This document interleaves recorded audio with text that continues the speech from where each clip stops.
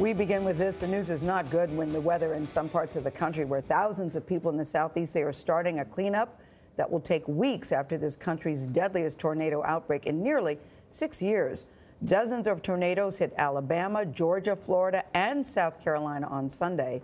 Hundreds of homes and businesses were leveled. Lee County, Alabama, is ground zero for the devastation. At least 23 people were killed in Beauregard, Alabama, where the county sheriff says it looks like someone took a giant knife and scraped the ground. CBS Evening News anchor Jeff Glor has been reporting from Beauregard. Jeff, good morning. Norah, good morning. The damage here is just unreal. We are outside the home of Trooper Robert Burrows. His home was destroyed. Burrows this morning was badly hurt. He is in the ICU in the hospital. We just spoke with his wife. She is hopeful he will pull through today. But he is one of the many, many affected by this terrible storm. The house exploded, and the force of the tornado snatched both the kids away from him. Bobby Kidd described the moments a tornado dragged his grandson, 6-year-old A.J. Hernandez, away from his father. They were unable to find A.J.'s body for a while. He was able to find Jordan, and they started walking looking for A.J. Hernandez's brother, 10-year-old Jordan Griffin, was taken to the hospital along with his dad. Both are expected to be okay.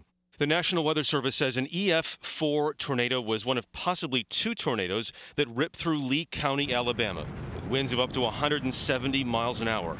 It is the deadliest tornado since the 2013 disaster in Moore, Oklahoma. Early estimate, at least 24 miles long. I estimated the path width at 0.87 miles, or almost a mile wide. Rescue workers have been searching the damage using canine units and drones to look for many that are still missing. At this church in Opelika, neighbors came together to bring supplies to the needy. It's just really nice to see the kingdom of God work together for the good of everybody.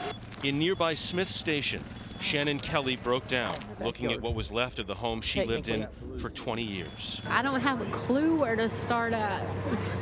Like, I don't even know. Pieces of my house was 300 yards down the road. In Beauregard, we met Joseph Vernon. He lost his home and his neighbor and friend. Like my neighbor's house right here, we're finding stuff down there in their yard. Joe told us his family just finished rebuilding their house after it was lost in a fire. Right where we standing, we had a house burned.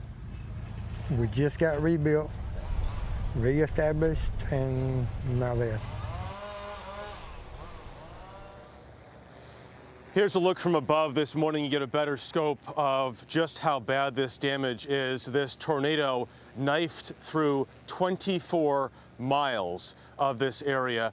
The search and recovery efforts continue this morning, complicated a bit right now by the fact that a freeze warning continues until later this morning. John, back to you in New York.